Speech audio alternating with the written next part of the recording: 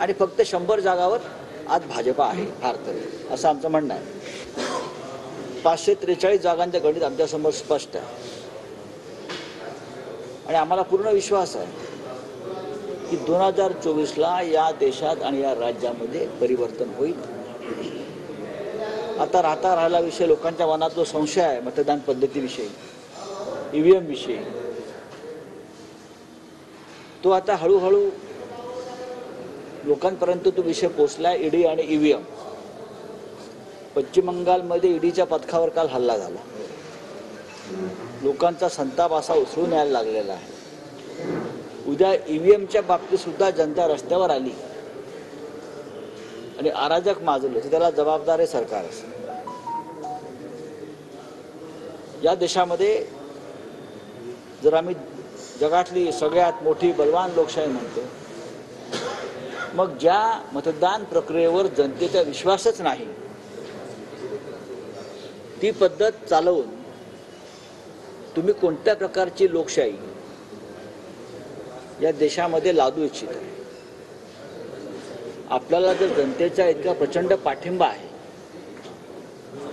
भारतीय जनता पक्षाचे प्रमुख लोक माननीय प्रधानमंत्री यांना, मोदीजींना विष्णूचा 13वा अवतार मानतात. प्रभू श्रीरामांना घर देण्याची ताकद यांच्यामध्ये असे ते सांगतात. मग तुम्ही यत्किंचित मतपत्रिकांच्या निवडणुकांना का घाबरता? आपण विष्णूचे 13वे अवतार आहात. मग जा ना बॅलेट पेपरवर निवडणुकांना, का भीती का आपल्याला? याचा अर्थ असा आहे की बॅलेट पेपरवर निवडणुका झाल्या तर आपल्याला 33 कोटी देव वाचवणार नाहीत आणि प्रभू श्रीराम वाचवणार नाही. बॅलेट पेपरवर निवडणुका झाल्या तर भारतीय जनता पक्षाला ग्रामपंचायत आणि नगरपालिका निवडणुका जिंकता येणार नाही.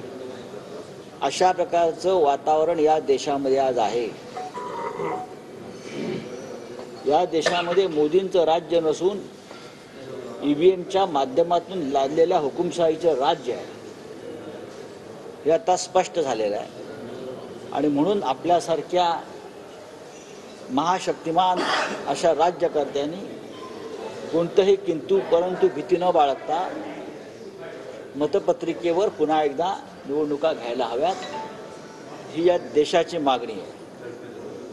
जगामध्ये कुठेही EVM पद्धत आज नाही. अगदी अमेरिकेत नाही, युरोपमधल्या कोणत्याही राष्ट्रात नाही, जगात कुठेही नाही, रशियातही नाही, मोदींच्या प्रिय इस्रायलमध्येही नाही. मग भारतातच का?